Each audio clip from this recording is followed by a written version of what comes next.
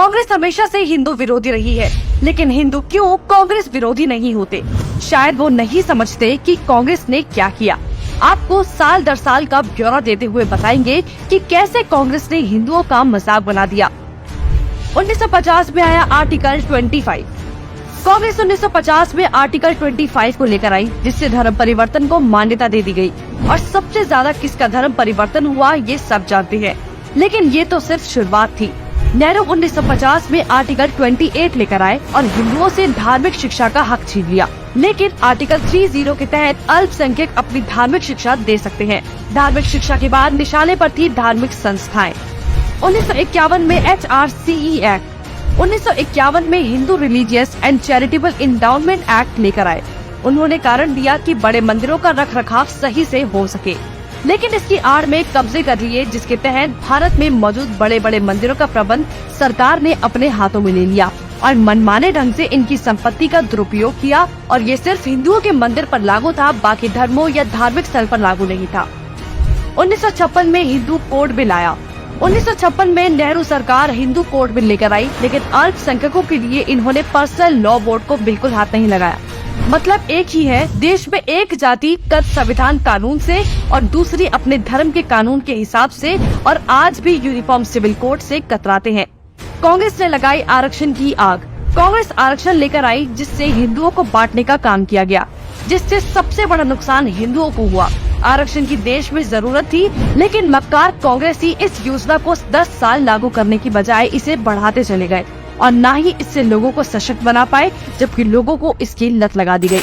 इंदिरा का कार्यकाल।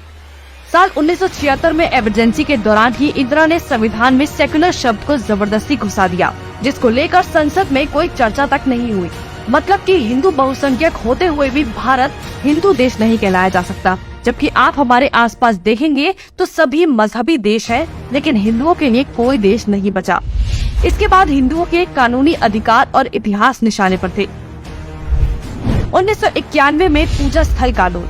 1991 में कांग्रेस ने पूजा स्थल कानून बनाया, जो बेहद हिंदू विरोधी कानून था, क्योंकि इस कानून के तहत हिंदू, सिख और जैन मुगलों के कब्जे से मंदिरों को छुड़ाने के लिए लड़ाई ही नहीं लड़ सकते। उनके पास दलील सुनने का कोई कानूनी अधिकार ही नहीं छोड़ा गया।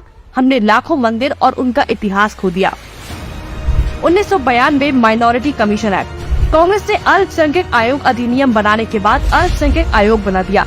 ऐसा करके कांग्रेस ने धर्म विशेष के लोगों को स्पेशल दर्जा तो दिया ही, हिंदुओं को बांट दिया, जिसके तहत सरकार की हर योजना का सबसे ज्यादा फायदा धर्म विशेष के लोगों को ही मिलता है, जिससे कांग्रेस ने सांप को भी मार दिया और लाठी को भी नहीं टूटने दिया। मतलब साफ है, हिंदुओं को भी बांट दिया और धर्म विशेष के लोगों को भी खुश कर दिया। जब देश सेकुलर बना दिया तो मेजॉरिटी और माइनॉरिटी की जरूरत ही क्या थी।